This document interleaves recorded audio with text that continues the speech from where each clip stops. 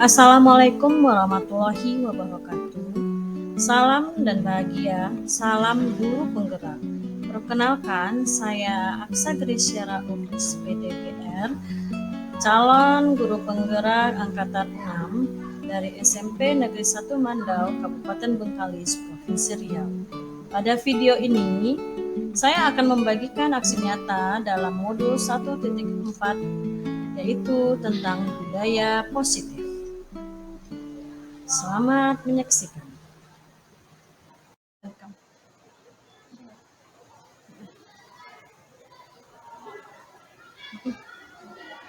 Bismillahirrahmanirrahim. Assalamualaikum warahmatullahi wabarakatuh. Waalaikumsalam warahmatullahi wabarakatuh. Pertama sekali mari kita bersyukur kepada Allah Subhanahu wa taala, Tuhan yang Maha Esa yang telah berikan nikmat rezeki kepada kita semua. Mudah-mudahan segala nikmat yang diberikan oleh Allah Subhanahu wa taala kepada kita semua menjadikan berkah untuk kehidupan kita di hari ini dan hari berikutnya. Dan kita yang beragama Islam, mari kita sama-sama bersalawat kepada Rasulullah SAW dengan melafazkan Allahumma sholli ala Muhammad wa ala ali Muhammad. Mudah-mudahan kita menjadi umat yang Allah mendapatkan syafaatnya di yaumul akhir. Baik Bapak Ibu, selamat siang. Terima kasih atas kelapangan waktunya untuk bersedia mengikuti webinar atas nama Aksa Grisya Rauf, yaitu TGP Angkatan 6 dari SMP Negeri 1 Mandau pada hari ini dengan tema webinarnya yaitu budaya positif di lingkungan sekolah. Dan mudah-mudahan kegiatan ini bisa terlaksana dengan baik dan berjalan lancar. Mudah-mudahan sinyal bersahabat kepada kita semua. Baik Bapak Ibu, kita laksanakan kegiatan kita. Mari kita mulai bersama-sama dengan membaca basmalah.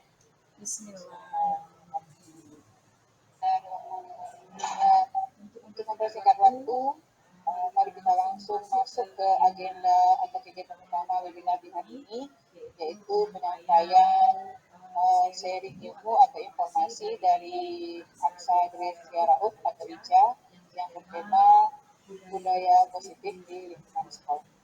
Pada Aksa Grisya Rauf atau ICA dipersilakan waktu dan terima kasih ICA.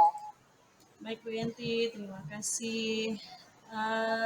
Sebelum salam, saya pantun terlebih dahulu ya Bapak Ibu. Pergi ke sekolah dengan Pak Mamat, di tengah jalan ternyata hujan lebat. Selamat pagi Ibu dan Bapak guru hebat, jawablah salam dari saya dengan semangat. Assalamualaikum warahmatullahi wabarakatuh. Waalaikumsalam warahmatullahi wabarakatuh. Selamat pagi Bapak guru hebat semua. Perkenalkan saya Aksa Grisya Rauf, biasa dipanggil Ica. Calon guru penggerak angkatan 6 dari SMP Negeri 1 Mandau, Kabupaten Bengkalis. Pada kesempatan kali ini saya akan memaparkan aksi nyata secara webinar pada modul 1.4 yaitu tentang budaya positif. Sebelumnya kepada yang terhormat Ibu Rosmedi selaku Kepala SMP Negeri 1 Mandau, yang saya hormati Ibu Jumaina selaku fasilitator, dan Ibu Yeni selaku pendamping praktik saya dalam calon guru penggerak angkatan 6 ini. Kemudian yang saya hormati dan saya banggakan Ibu Bapak yang telah berkesempatan hadir pada webinar pagi ini. Semoga nantinya kita sama-sama dapat ilmu yang saya berikan dapat bermanfaat untuk kita semua. Jadi di sini saya sifatnya sharing ya Bapak Ibu. Mohon maaf sekali sebelumnya tidak maksud menggurui. Mungkin ada Ibu dan Bapak di sini yang mungkin pengalamannya lebih daripada saya. Jadi kita sifatnya sharing saja. Oke, pada kesempatan kali ini saya akan sharing tentang budaya positif. Nah, langsung saja saya share screen dulu ya, izin share screen Bapak Ibu.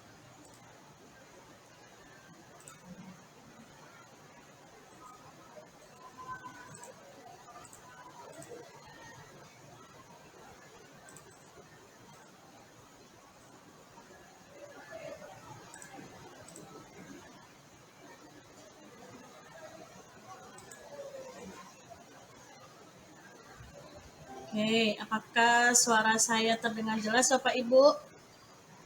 Jelas terdengar. Oke, terima kasih.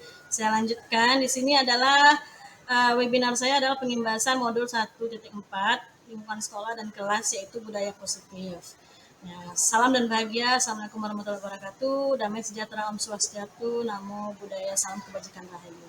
Nah, sebelum kita sharing ada beberapa kesepakatan kelas yang ini dari saya ya Bapak Ibu ya. Mungkin nantinya ada Bapak Ibu yang akan menambahkan, yaitu yang pertama hadir seutuhnya jika bisa on cam, tapi jika tidak bisa urgent dan ada keperluan atau sedang mengajar juga tidak apa-apa.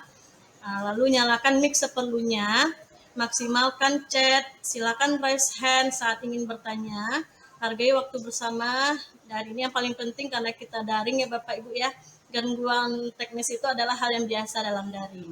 Jadi barangkali nanti saat saya presentasi uh, suara atau share screen saya tidak terdengar, boleh raise hand atau langsung saja. Ini kesepakatan kelas kita, apakah ada yang akan ditambahkan Bapak Ibu atau sudah sesuai? Sudah ya? Oke, kalau sudah sesuai, langsung saja. Tujuan pembelajarannya yaitu yang pertama memahami konsep budaya positif. Lalu yang kedua, menyusun langkah dan strategi yang lebih efektif, konkret, dan realistis untuk mewujudkan budaya positif di sekolah. Nah, sebelum kita masuk ke budaya positif, kita harus paham terlebih dahulu apa itu filosofi pemikiran Ki Hajar Dewantara. Yaitu pendidikan adalah menuntun segala kekuatan kodrat yang ada pada anak agar mereka sebagai manusia dan sebagai anggota masyarakat dapatlah mencapai keselamatan dan kebahagiaan setinggi-tingginya. Nah, itulah filosofi dari pemikiran Ki Hajar Dewantara. Selanjutnya, menciptakan profil pelajar Pancasila kepada peserta didik adalah proses filosofi pendidikan Ki Hajar Dewantara. Sebagaimana yang telah dijabarkan oleh beliau, pendidikan sejogjaknya berpusat kepada murid dengan memenuhi kodrat alam dan kodrat zaman dalam prosesnya. Kodrat alam dan kodrat zaman yang dinamis inilah yang menuntut adanya perubahan yang senantiasa dalam dunia pendidikan, sehingga nantinya peserta didik menemukan kemerdekaan pada dirinya. Guru diharapkan memberikan pembelajaran yang menyenangkan bagi peserta didik. Nah, tugas kita pada saat inilah guru berperan dalam melakukan dan menciptakan suatu perubahan. Jadi kita mencoba keluar dari zona nyaman ya Ibu Bapak. Guru perlu memahami bahwa fondasi pendidikan adalah filosofi pendidikan Ki Hajar Dewantara dan tujuan yang diciptakan adalah profil pelajar Pancasila. Selanjutnya, guru yang mempunyai visi yang berpedoman dengan nilai-nilai filosofi Ki Hajar Dewantara tersebut dan mengarah pada profil pelajar Pancasila pastinya akan melakukan perubahan dalam rangka mewujudkan filosofi tersebut. Perlu saya dan mungkin kita bersama pahami Bapak Ibu bahwa para guru ini paradigma perubahan itu dimulai dari pola pikir yaitu inquiry apresiatif. Hal ini mempunyai arti bahwasanya perubahan yang akan dilakukan sebaiknya diawali dengan melihat dan menggali nilai positif atau potensi yang ada di sekolah sebagai acuan untuk melakukan perubahan tersebut. Jadi kita sebagai pendidik harus jeli melihat potensi-potensi yang ada di sekolah, baik di lingkungan sekolah maupun kepada peserta didik itu sendiri. Jika memiliki paradigma seperti yang dijabarkan tersebut, nantinya perubahan yang dilakukan akan kondusif dan tepat. Nah, itu sedikit gambaran tentang filosofi Ki Hajar Dewantara sebelum kita masuk ke budaya positif. Nah, di budaya positif itu sendiri Bapak Ibu, sebenarnya kita sudah dapat tafsirkan ya, budaya itu kan seperti suatu kebiasaan. Positif berarti ya suatu kebiasaan yang positif, yang harus kita terapkan dalam lingkungan sekolah. Nah, latar belakangnya suasana positif itu harus mendukung dalam menciptakan pembelajaran yang kondusif. Karena dengan suasana yang positif, pastinya kita akan menemukan suatu kondisi pembelajaran yang menyenangkan. Jadi Bapak Ibu dan peserta didik pun kita semua itu menjalaninya tanpa adanya beban.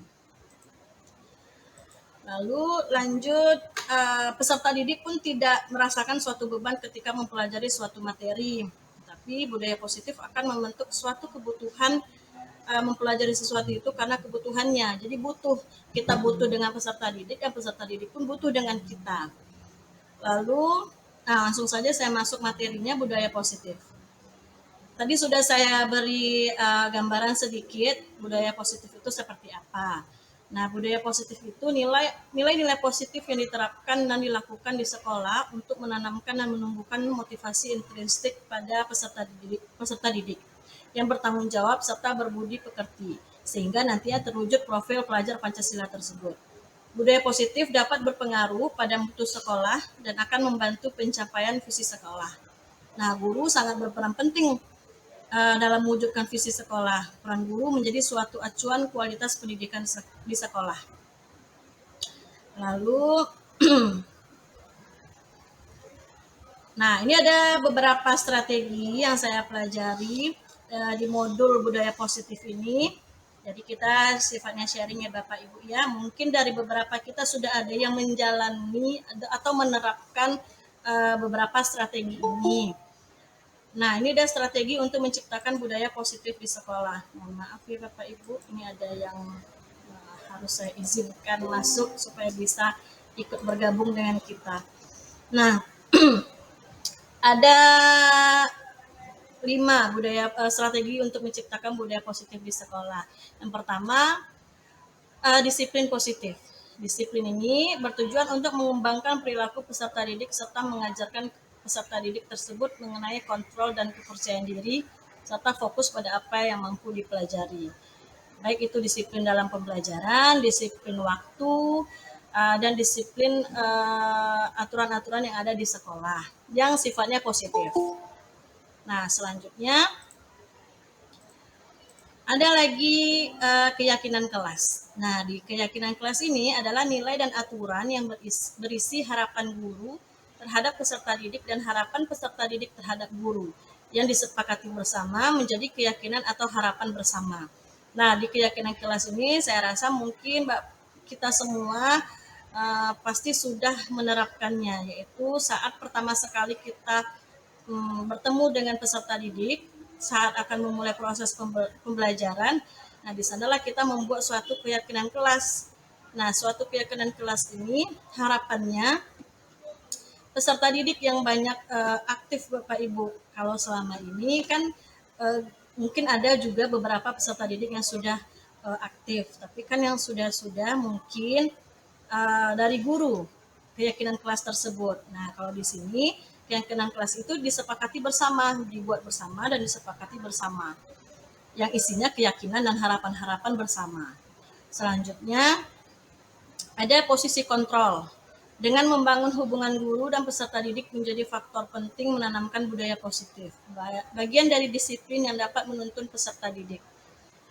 Nah, di posisi kontrol ini nanti akan dijabarkan di slide berikutnya. Nanti akan saya jabarkan apa saja posisi-posisi kontrol yang telah saya pelajari pada modul ini. Lalu selanjutnya ada kebutuhan dasar manusia. Seluruh tindakan manusia memiliki tujuan tertentu. Semua yang kita lakukan adalah usaha terbaik kita untuk mendapatkan apa yang kita inginkan. Ketika kita mendapatkan apa yang kita inginkan, sebetulnya saat itu kita sedang memenuhi satu atau lebih dari satu kebutuhan dasar kita, yaitu kebutuhan untuk bertahan hidup, kasih sayang dan rasa diterima, kebebasan, kesenangan, dan penguasaan. Jadi sebenarnya kita sebagai seorang manusia itu ada beberapa kebutuhan-kebutuhan yang sebaiknya kita penuhi agar nantinya kita sebagai manusia bisa senang, nyaman melakukan segala aktivitasnya. Peserta didik pun seperti itu Bapak Ibu. Jadi bukan hanya kita sebagai guru yang harus bisa peserta didik ini menerima kita, tapi peserta didik pun seperti itu juga. Lalu selanjutnya segitiga restitusi. Nah, restitusi ini berfungsi untuk membantu peserta didik menjadi berbudaya positif, lebih memiliki tujuan, memulihkan dirinya setelah berbuat suatu kesalahan. Nah, itu ada beberapa strategi untuk menciptakan budaya positif di sekolah. Nah, ini dia yang tadi saya sebutkan. Melalui serangkaian riset dan berdasarkan pada teori kontrol Dr. William Glasser, dosen berkesimpulan ada 5 posisi kontrol yang diterapkan seorang guru, orang tua, ataupun atasan dalam melakukan kontrol.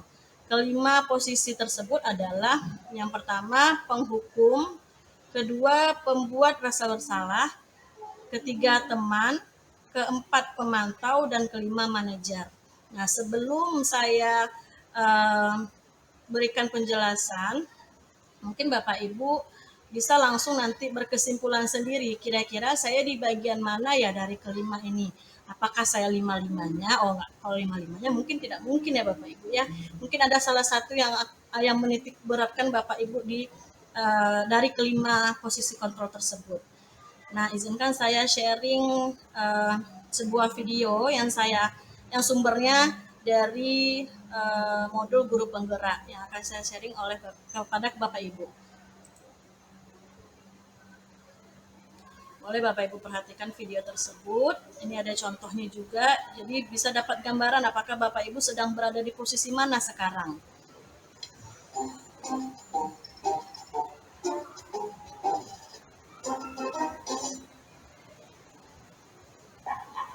Sebentar ya Bapak Ibu, Bebas ada internetan iklan. seharian dengan Freedom Internet.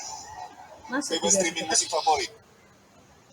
Ya, mari kita saksikan bersama-sama. Ya, mari kita saksikan bersama-sama.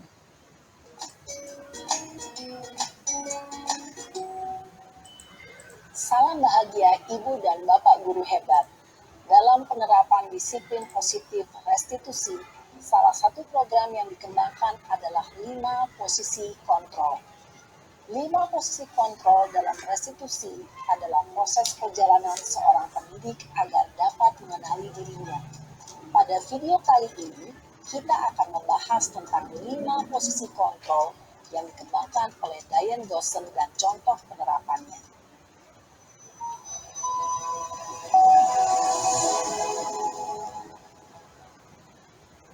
5 posisi kontrol itu adalah 1. Posisi penghukum, 2. Posisi pembuat merasa bersalah, 3. Posisi teman, 4. Posisi pemantau atau monitor, dan 5. Posisi manajer. Untuk lebih memahami kelima posisi tersebut, mari kita saksikan kasus Naren yang terlambat hadir 20 menit di sekolah dan melihat bagaimana kelima posisi kontrol dalam menghadapi masalah tersebut.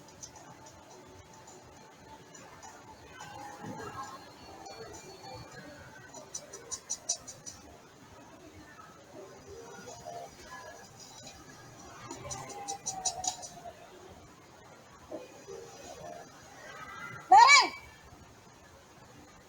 Sini kamu! Selamat pagi, Bu. Selalu terlambat. Kamu deh, pasti terlambat. Maaf, Bu. Saya... Apa? Apa coba? Alasan kamu apa lagi? Kapan sih kamu tidak terlambat? Malas sekali ya kamu jadi anak. Saya...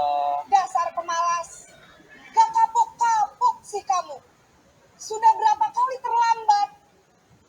Sana, kamu keliling lapangan basket 2 kali. Kenapa saya harus keliling lapangan basket, Bu? Kenapa? Kamu mau lawan ibu? Berani-beraninya jawab. Sudah terlambat, masih berani jawab pula. Sekarang, keliling lapangan basket 5 kali sekalian. Biar kapok. Cepat. Pergi sana ke lapangan basket. Posisi penghukum biasanya berbicara dengan nada tinggi, menghardik, menunjuk-nunjuk, menyakiti, dan menyindir. Hukuman bisa berupa fisik maupun psikis. Ibu dan Bapak guru hebat, dampak yang terjadi pada murid ketika guru berada pada posisi penghukum adalah murid cenderung akan memberontak, bahkan menyimpan dendam.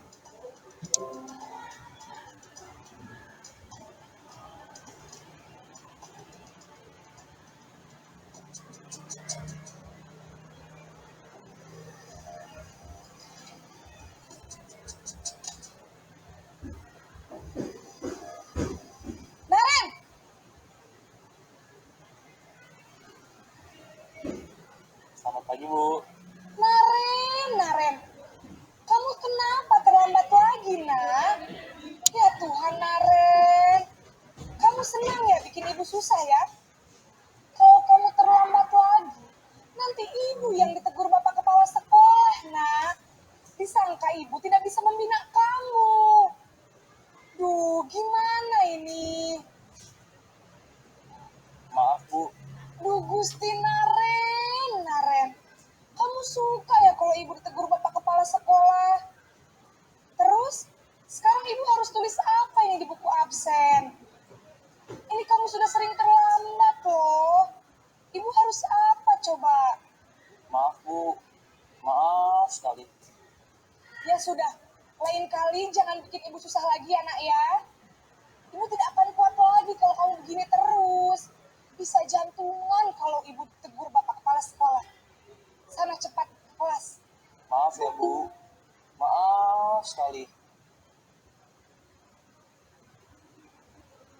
Posisi pembuat rasa bersalah berbicara dengan nada tenang, cenderung lembut. Namun kata-kata yang diutarakan membuat murid merasa menjadi orang yang gagal. Memandang buruk dirinya sendiri, merasa tidak berharga, dan tidak sanggup membahagiakan orang lain. Ketika guru mengambil posisi pembuat rasa bersalah, murid akan menganggap dirinya yang bersalah dan ia akan menyimpan emosi negatif tersebut di dalam dirinya.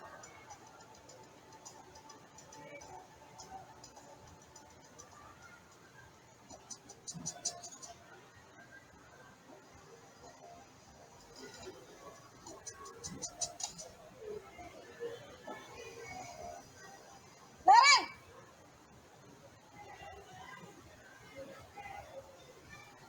Selamat pagi, Bu. Wah, sudah jam berapa ini, nak? Terlambat lagi ya, sayang. Iya, Bu.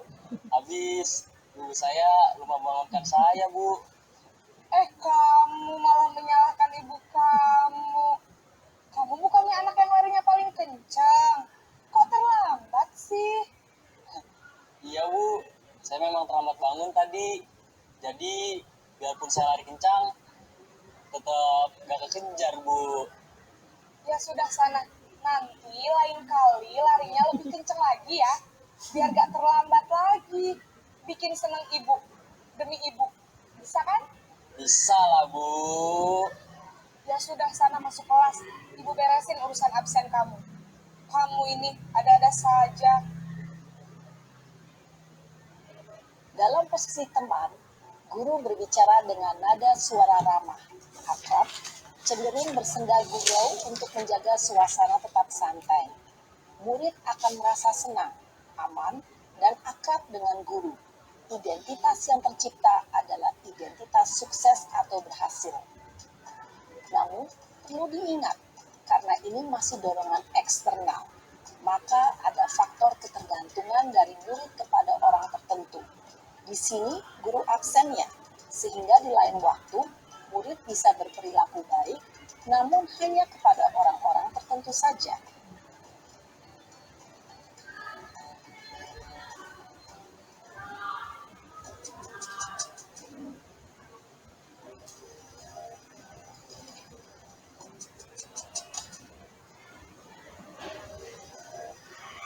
Naren!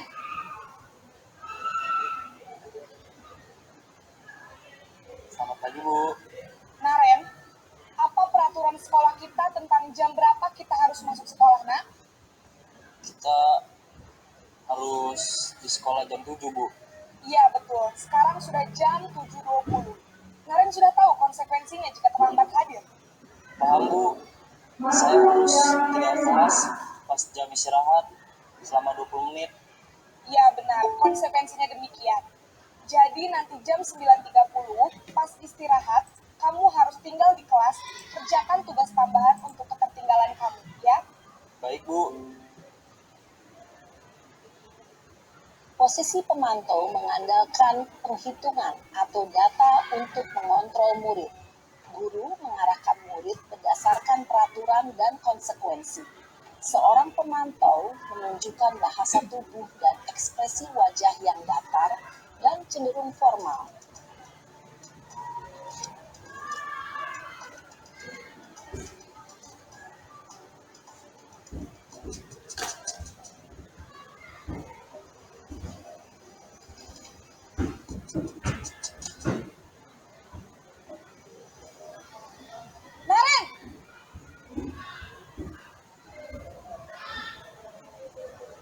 Pagi, Bu. Selamat pagi, Naren. Maaf, Bu. Saya terlambat.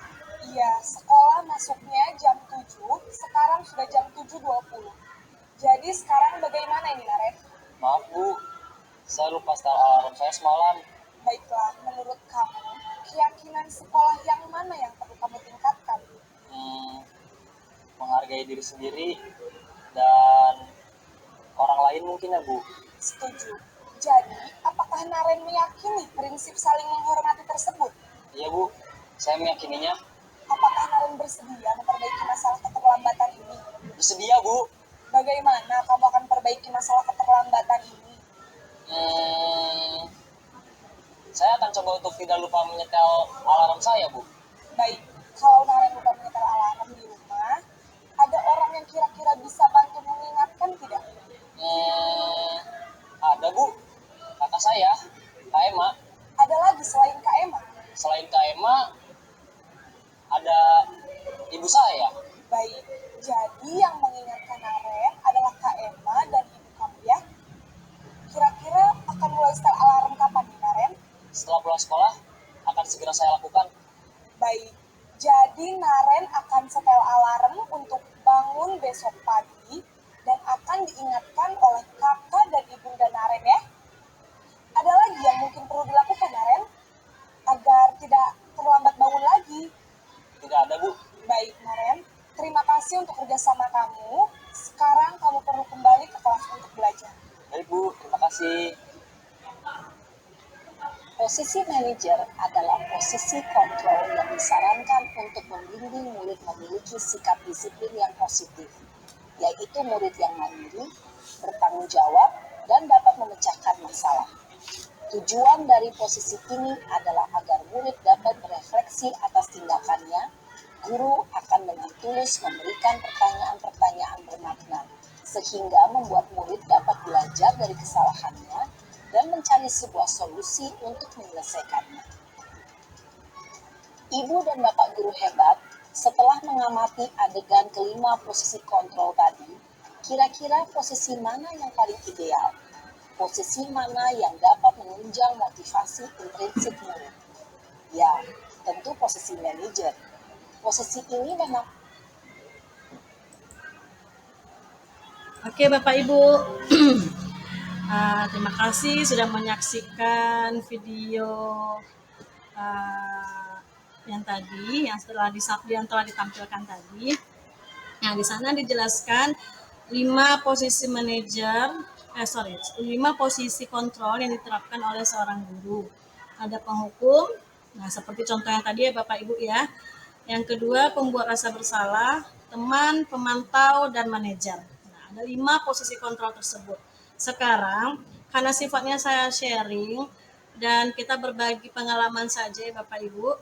Nah, di sini saya sediakan link Padlet yang bisa Bapak Ibu akses, dan nanti di sana saya minta Bapak Ibu secara singkat dan jelas untuk menjabarkan kira-kira untuk saat ini Bapak Ibu di posisi yang mana. Nah, seperti itu. Karena kan pasti kita semua yang berada di sini berbeda-beda ini. Mungkin ada yang masih penghukum, atau pembuat rasa bersalah, atau teman, atau pemantau, dan ada juga yang sudah melakukan posisi manajer. Nah, boleh ini Bapak Ibu saya share terlebih dahulu linknya sebentar ya. Di modul 1.4 ini, di budaya positif ini juga mempelajari tentang restitusi. Nah, sebenarnya dia ada 3 itu Bapak Ibu. Ada hukuman, konsekuensi, dan restitusi. Yang akan saya jabarkan di sini adalah tentang restitusi. Karena mungkin hukuman dan konsekuensi kita sudah mengetahuinya masing-masing. Apa itu hukuman, contohnya seperti apa, konsekuensi juga seperti apa. Nah, di bagian restitusi ini saya sharing kepada Bapak Ibu semua. Nah, menurut Gosen 2004, restitusi adalah proses menciptakan kondisi bagi murid untuk memperbaiki kesalahan mereka, sehingga mereka bisa kembali pada kelompok mereka dengan karakter yang lebih kuat. Lalu, Di bagian restitusi ini sendiri berfungsi untuk membantu peserta didik menjadi berbudaya positif, lebih memiliki tujuan memulihkan dirinya setelah berbuat suatu kesalahan. Nah, restitusi bukan untuk menebus kesalahan, namun belajar dari kesalahan. Gitu ya Bapak Ibu, bukan untuk menebus, tapi belajar dari kesalahan. Nah, sebuah tawaran juga bukan dengan paksaan, tapi kita menawarkan untuk belajar dari kesalahan tersebut. Bukan dengan paksaan dari guru maupun peserta didik tersebut. Nah, restitusi ini berfokus pada solusi, sehingga nantinya peserta didik menjadi pribadi yang lebih baik kembali. Oke. Nah, di segitiga restitusi ini ya sesuai gambarnya ya Bapak Ibu ya. Dari sudut atas, kiri, kanan, nah sesuai gambarnya. Ada arahnya juga. Yang pertama, tahap-tahapnya yang pertama itu menstabilkan identitas.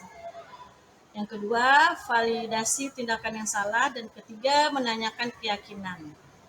Nah, penjabarannya, nah, di saat menstabilkan identitas, itu kita semua akan melakukan hal yang terbaik yang bisa kita lakukan.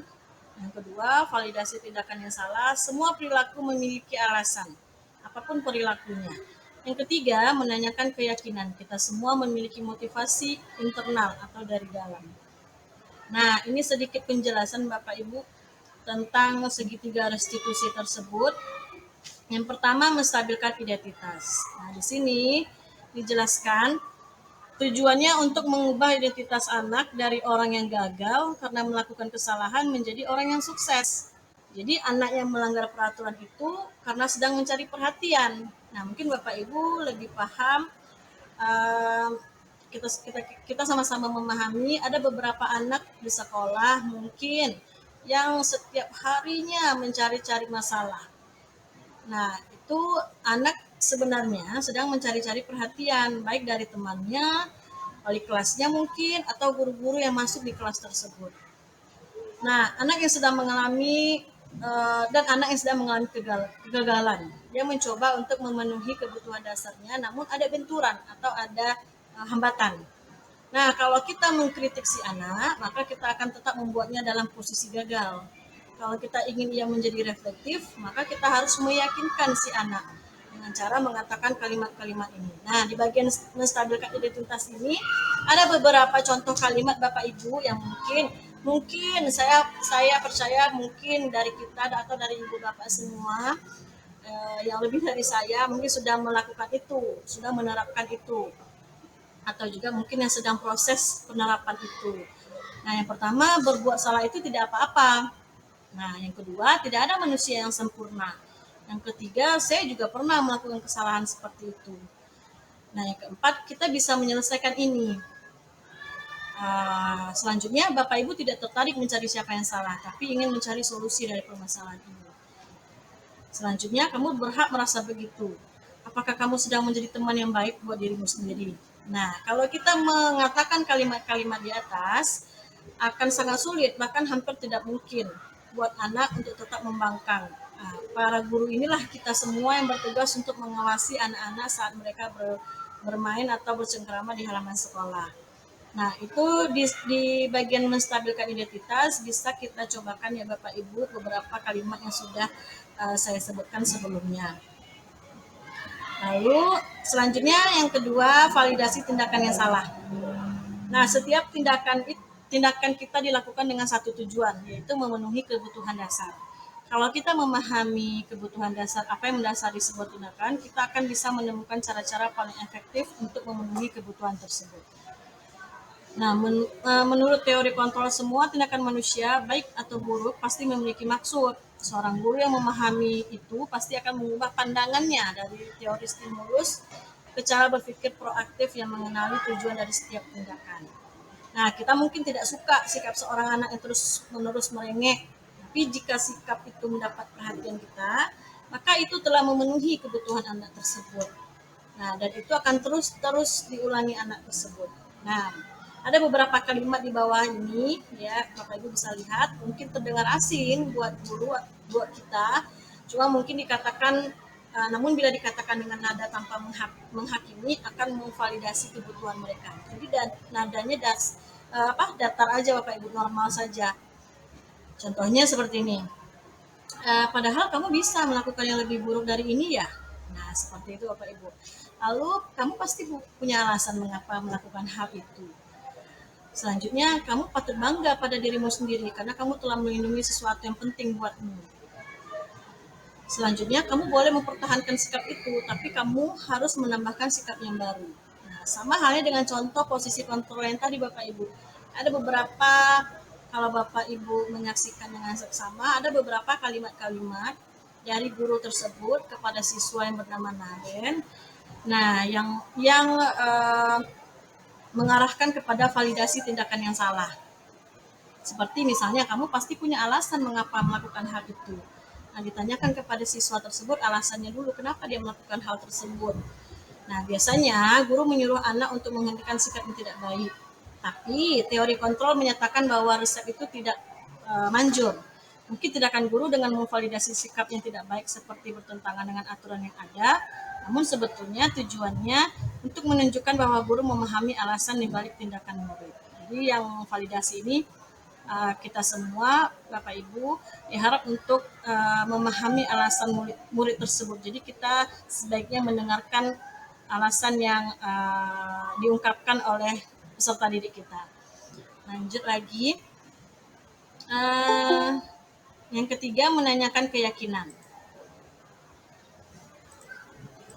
Nah, di bagian ketiga ini dari segitiga restitusi tersebut, yaitu menanyakan keyakinan. Nah, teori kontrol menyatakan bahwa kita pada dasarnya termotivasi secara internal.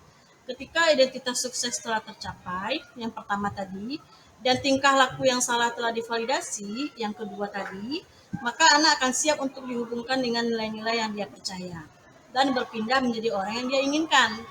Nah, ada beberapa pertanyaan yang bisa menjadi rekomendasi kita Bapak Ibu di sekolah kita masing-masing nantinya bisa kita terapkan kepada peserta didik kita. Yang pertama, apa yang kita percaya sebagai kelas atau keluarga misalnya. Nah, yang kedua, apa nilai-nilai umum yang telah kita sepakati. Nah, ini kembali lagi kepada komitmen kelas atau keyakinan kelas tersebut. Nah, makanya sebaiknya diharapkan keyakinan kelas itu dari anak atau dari peserta didik dan untuk peserta didik dan untuk guru. Nah, jadi kita bersama-sama menyepakatinya. Lalu selanjutnya apa bayangan kita tentang kelas yang ideal?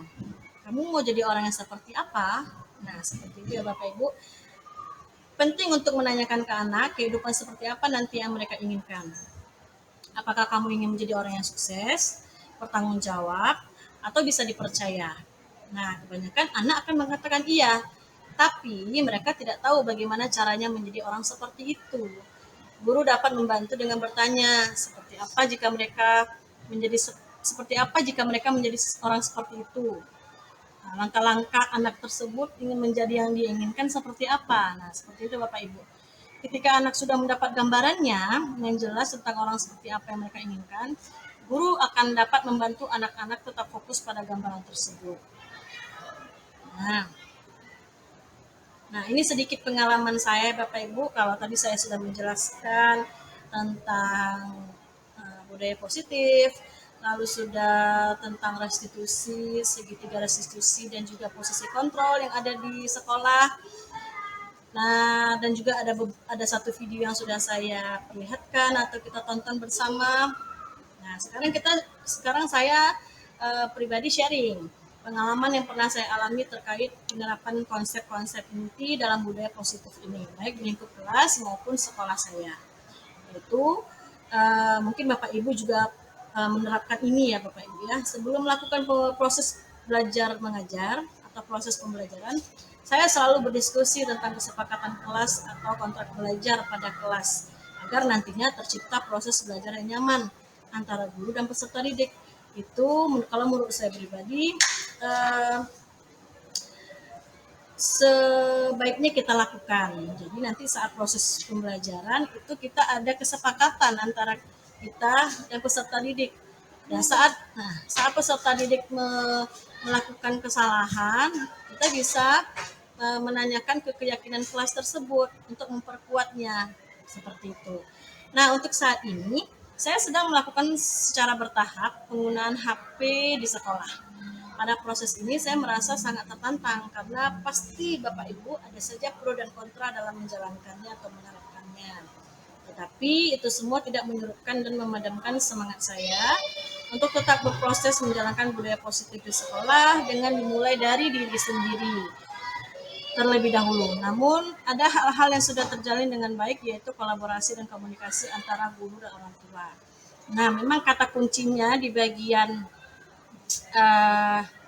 budaya positif ini Bapak Ibu adalah kalau menurut saya pribadi yaitu mulai dari diri sendiri.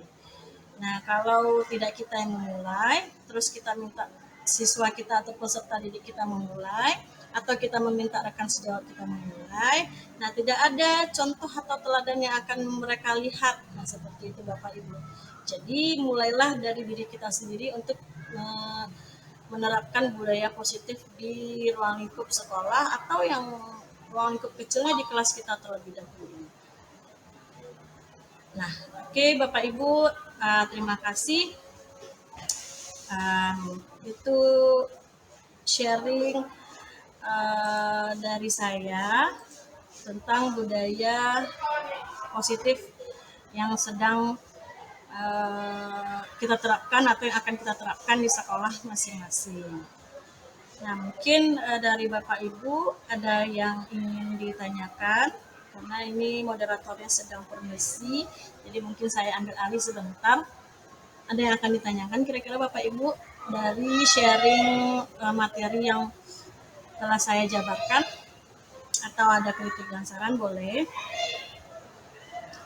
raise hand. Aksi nyata.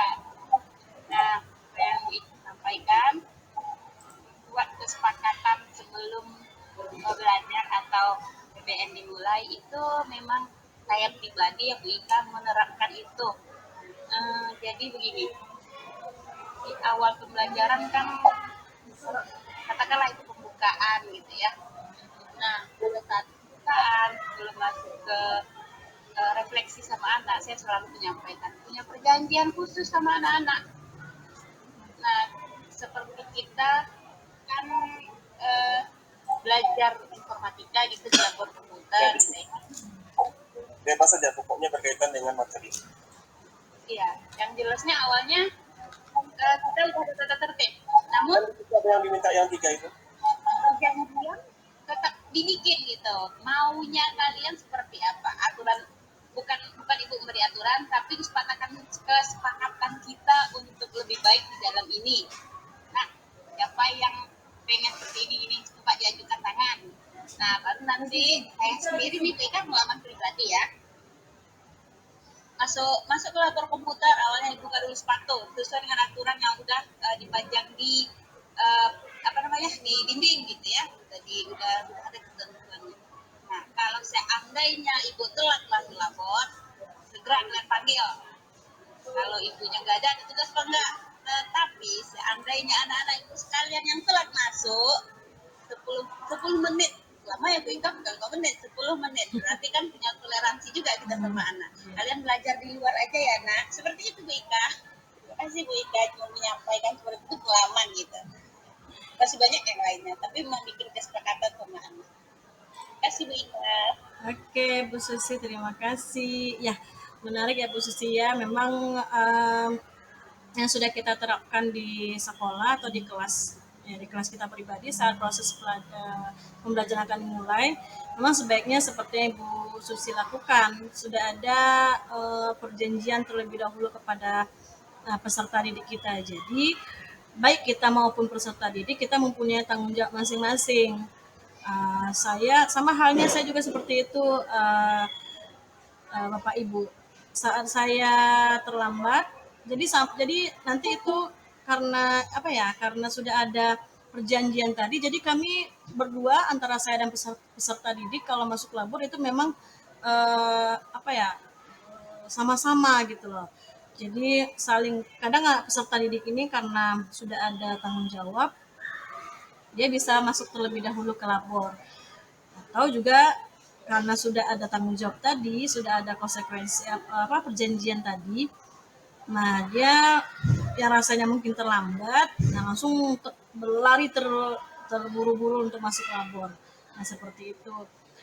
Baik Bu Susi, terima kasih atas sharingnya. Mungkin Bapak Ibu yang lain ada yang mau sharing? Sama-sama Bu Ika. Oke, Bapak Ibu. Udah, Iya, kalau gimana moderator Bu Yenti? Tadi saya ambil alih karena Bu Yentinya ke belakang. Ya, karena kebetulan ya Bapak Ibu ini sedikit informasi aja bocoran. Kebetulan Bu Aksa dan Bu Ija sebagai pemateri hari ini dengan moderator atau saya kebetulan kita di pendidikan yang sama yaitu di Institut Manau. Jadi apa yang beliau atau Bu Aksa sampaikan dan sharing di forum ini atau di webinar ini memang saya melihat kesehariannya di Semarang. Jadi memang apa namanya membuat kesepakatan dengan siswa di dalam kelas pada proses kita mau melakukan proses belajar mengajar memang efektif sekali ketika kita mengkondisikan anak ataupun ingin menciptakan suasana belajar yang positif atau baik untuk kita gitu ya yang kita inginkan.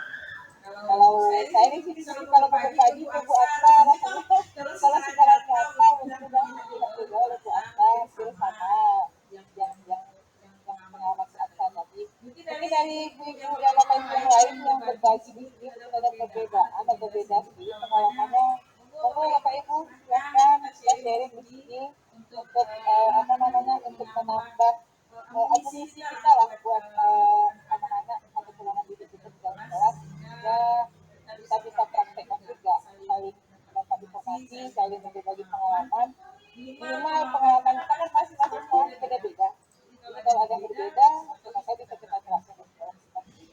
Silakan Bapak Ibu yang lainnya yang mau berbagi webinar ini kami tunggu. Ya, masih ada waktu kan Bu Yenti ya? Masih ada. Atau ada yang mau ditanyakan? Atau ada yang mau ditanyakan Bapak Ibu tentang materi yang sudah saya berikan. Nah, di room chat, di chat itu sudah saya share link Bapak Ibu. Ada link, kalau tadi link tentang posisi kontrol, kalau yang ini link tentang refleksi tentang kegiatan kita hari ini. Ada 3 pertanyaan di sana ya Bapak Ibu. Boleh sambil menunggu siapa yang mau sharing, boleh diisi Bapak Ibu. Jadi itu sebagai acuan juga kepada saya sebagai batu loncatan juga buat saya mungkin ke depannya supaya lebih baik lagi. Oke Bu Lambo, silahkan. Bu Yanti, persilahkan Bu Lambo. Kayaknya silakan Bu Lambo.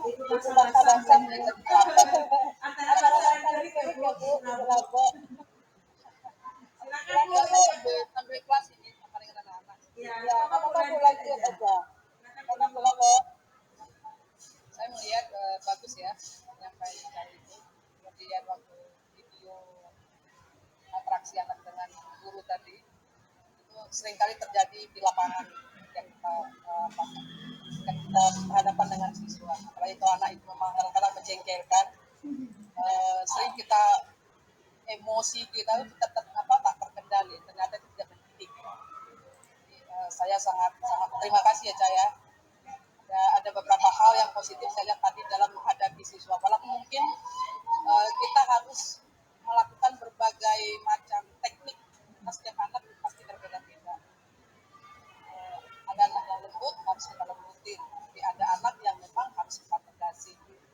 Yang jelas tujuan kita adalah mendidik karakter anak itu bukan hanya untuk pintar, tapi yang paling utama itu adalah karakternya menjadi karakter anak yang tepat.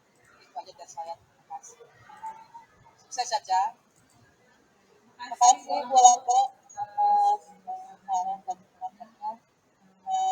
Memang di sini sepertinya kalau kita menyimak uraian dari Bu Ika tadi memang akan banyak sekali manfaat untuk kita rasakan dalam pribadi kita masing-masing sebagai seorang guru ya Bapak Ibu ya. Dan untuk manfaatnya tentu Bapak Ibu lah yang bisa mengetahui langsung ketika bersama-sama menyimak ataupun menggunakan sharing ilmu atau informasi dari kita tadi dalam kita sebagai seorang pendidik apa yang sudah kita lakukan, bagaimana kita selama ini, bagaimana kita bahas seperti apa, kita lagi sebagai pendidik.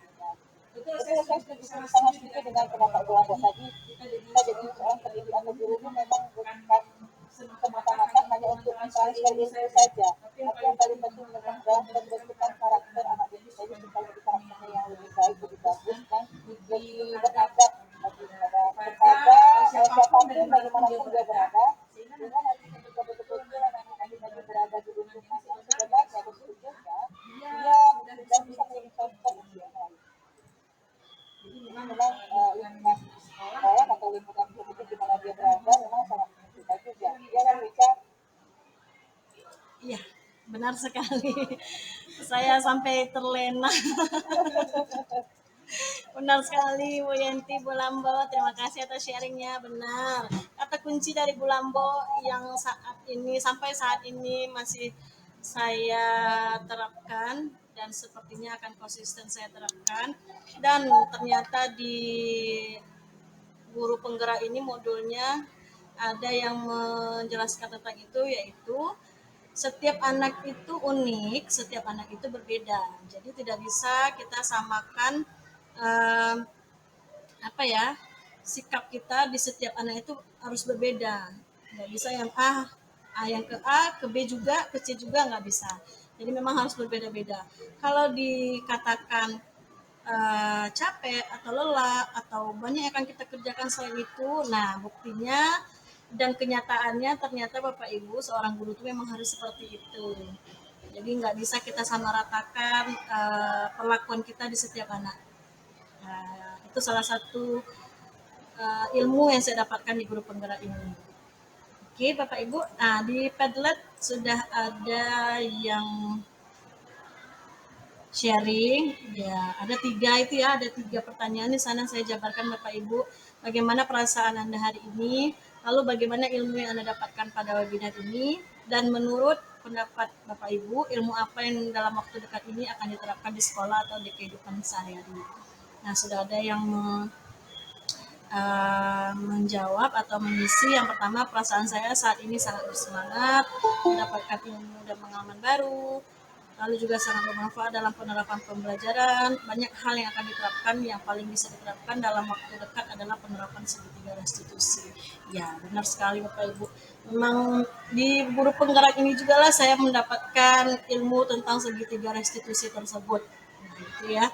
Jadi yang ternyata selama ini kita cuma taunya hukuman dan konsekuensi, ternyata ada juga yang namanya restitusi. Apa itu ya restitusi? Ternyata yaitu dia yang sudah saya sampaikan tadi, yang memberikan solusi. Nah, hampir sama mungkin slogannya dengan pegadaian ya Bapak Ibu. Oke Bapak Ibu yang lain, ada yang mau ditanyakan lagi? Kalau tidak bagaimana Bu Yanti? Baik Bapak Ibu, masih ada waktu sekitar 10 menit lagi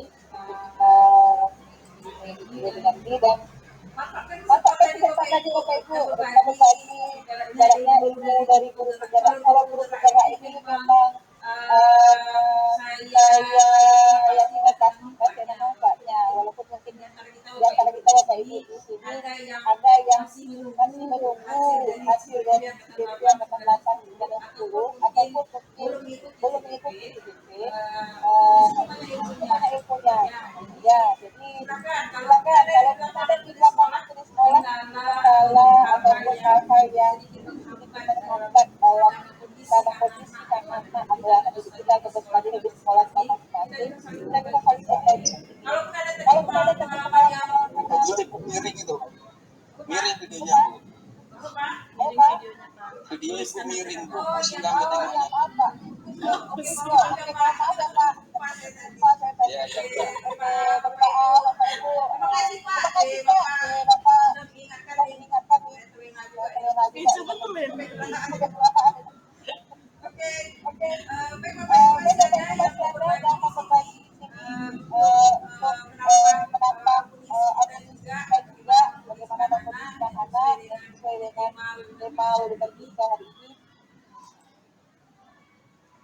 Ibu ada? Kalau tidak ada, saya tutup dulu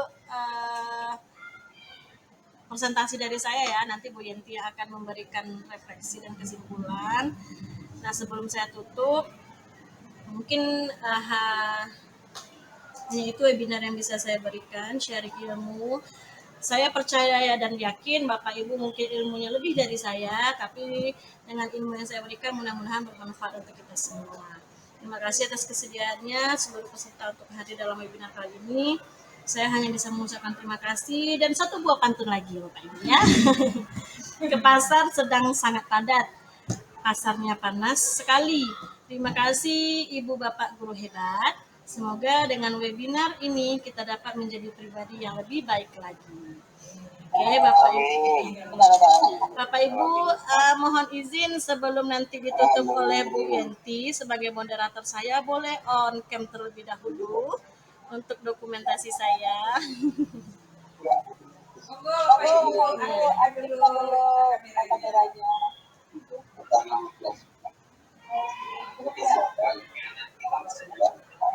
Oke, Bu Lambo, oke, Bu Pak Sapuan, Bu Tias, Pak Ade dan Bu Uju. Oke, 1, 2. Boleh gaya bebas, boleh, oke, jempol. 1, 2. Aduh, Pak Wawan sarangnya lagi nih. Oke, Bapak Ibu, silakan Bu Yenti. Terima kasih. Ya, alhamdulillah Rabbil Alamin. Terima kasih banyak Ibu Asa atau Bu Iza atas sharing atau berbagi informasi dan ilmunya di sini dari yang didapatkan dari ICDP Angkatan 6. Mudah-mudahan bisa bermanfaat untuk kita sebagai pemimpin anak bangsa. Dan sebelum kita tutup, sedikit saya menyimpulkan dari uraian yang disampaikan oleh Bu Iza atau Bu Asa tadi. Bahwa sebenarnya harus selalu dan mengacu kepada filosofi menjadi dewasa itu mengikuti pendidikan ini berpusat kepada anak didik dengan sesuaikan dengan kondisi dan situasi perdagangannya. Dan sesuai dengan tema yang disampaikan oleh bicara ini adalah budaya pendidikan sekolah, yaitu kebiasaan baik yang menyenangkan yang kita terapkan di lingkungan belajar sehingga mereka menjadi semangat ketika berada bersama kita di sekolah. Dan yang menjadi evaluasi atau menjadi nilai bagaimana kita selama ini sebagai seorang pendidik, kita bisa lihat di dua posisi kontrol yang ketika kita menghadapi dalam masalah, apakah di posisi pembuat rasa bersalah, di posisi teman, di posisi pemantau, atau di posisi manajer. 5 posisi kontrol ini kita hanya bisa menilai sendiri. Sebelum kita jadi orang lain, kita bisa menilai sendiri. Jadi di antara yang ini mungkin apakah kita dapat menerima atau bermanfaat dan satu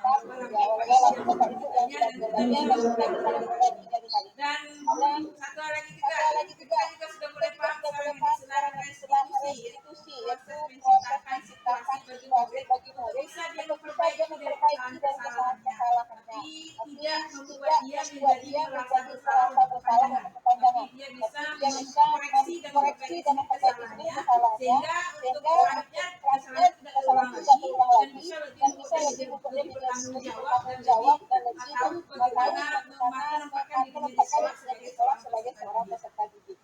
Jadi itu saja Bapak Ibu ya, mudah-mudahan apa yang kita lakukan selama ini menjadi ladang amal kita semuanya dimanapun kita berada, apapun kita lakukan, dan semua kendala yang ada selalu menjadi motivasi buat kita untuk lebih baik lagi dan lebih baik lagi untuk ke depan. Dan semoga kita sebagai pendidik ini selalu kompak dan selalu bersinergi satu dengan yang lain, walaupun kita berbeda sekolah, berbeda tempat dan saling berjauhan ya. Mudah-mudahan dengan kegiatan webinar ini yang disampaikan oleh Ibu Aksa menjadi jalur silaturahmi kita walaupun selama kita kenal di hari ini. Mudah-mudahan dengan adanya kegiatan ini bisa menjadi satu keluarga baru. Amin.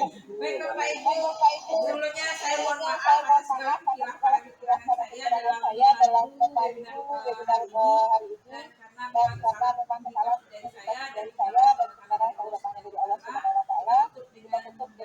Dan tidak bagi muslim, mari kita tutup dengan baca hamdalah. Alhamdulillah, insyaallah kita semua. Saya akhiri dengan assalamualaikum warahmatullahi wabarakatuh. Waalaikumsalam warahmatullahi wabarakatuh. Terima kasih banyak Bapak Ibu.